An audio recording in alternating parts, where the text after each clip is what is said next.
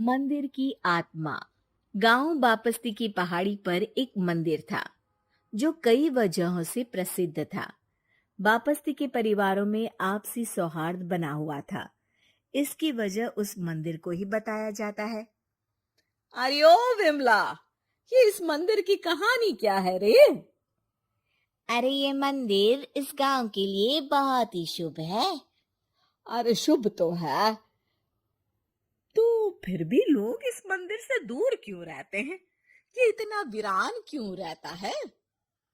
अरे बड़े बुजुर्ग कहते हैं कि मंदिर में आत्माओं का राज है जो लोगों की मदद करते हैं, लेकिन मंदिर से सभी को दूर भी रखते हैं।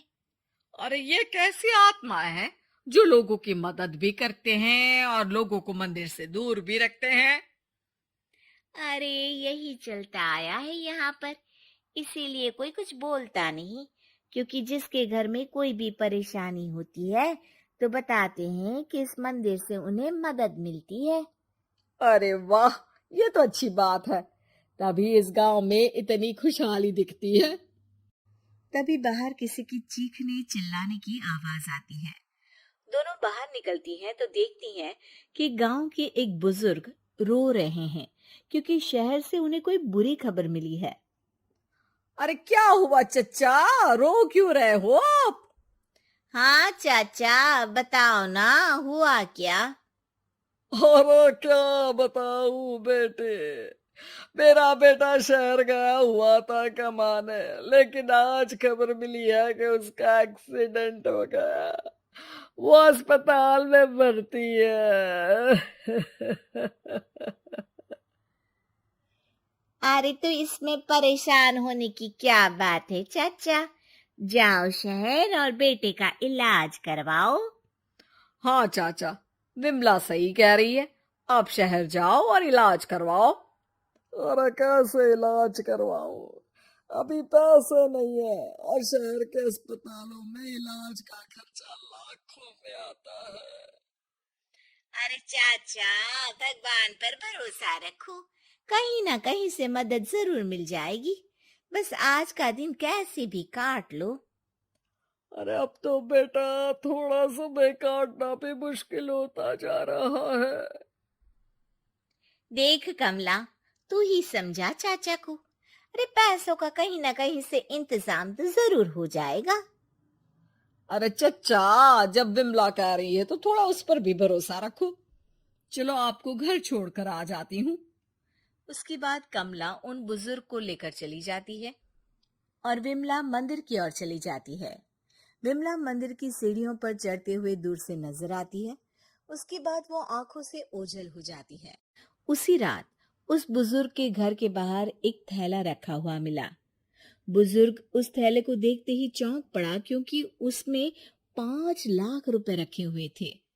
वो बुजुर्ग सुबह दौड़ा दौड़ा गांव के दूसरे बुजुर्गों के पास गया। अरे मंगल भाई सुनो, मेरे घर के बाहर ये पैसों से भरा बैग रखा हुआ मिला है। अरे किसका है ये भाई? अरे भैया, मुझे क्या पता। तभी उधर से कमला और विमला निकलती हैं। अरे बेटा सुन तो, देख ये क्या रखा हुआ था मेरे घर के सामने।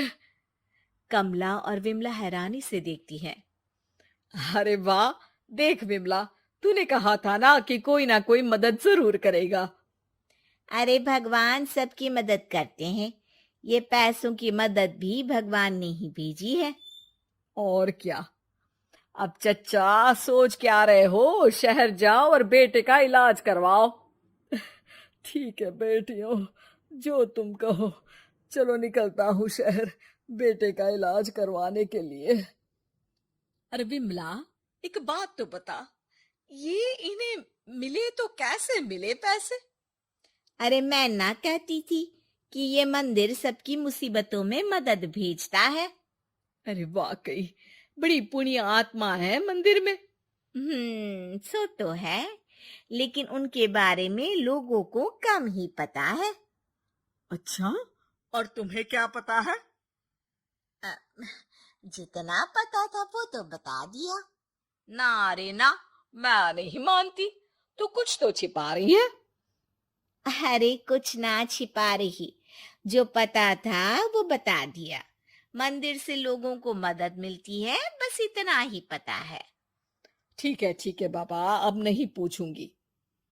इसके बाद उसी रात कमला चुपचाप अपने कमरे से निकलती है और मंदिर की ओर चल पड़ती है। कमला धीरे धीरे मंदिर के दरवाजे पर पहुंचती है। अंदर से हल्की हल्की रोशनी आ रही थी। इसके बाद जो वो देखती है वो हैरान रह जाती है। कमला इसके बाद तेजी से वापस लौट आती है। दूसरे दिन सुबह सुबह। अरे विमला, तू तो छिपी रुस्तम निकली। हैं? ऐसा क्या छिपा लिया मैंने? अरे तूने तो भनक ही नहीं लगने दी और चाचा की मदद भी कर दी। है?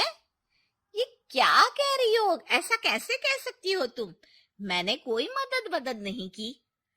अरे सब पता है मुझे, कल रात मैं गई थी मंदिर। तो क्या देखा?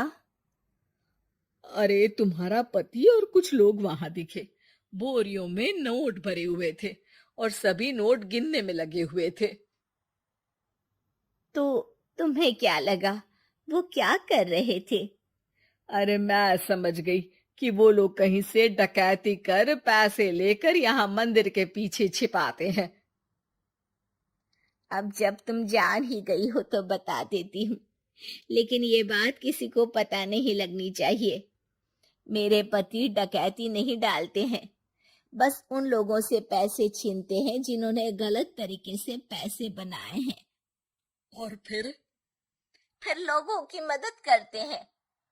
यही है वो पुण्य आत्माएं जो लोगों को मदद पहुंचाती है। अब समझी? हाँ, अब समझी उन पुण्य आत्माओं का चक्कर। सही है। करते रहो मदद, लेकिन सावधानी से, मेरी तरह कोई और ना पहुंच जाए।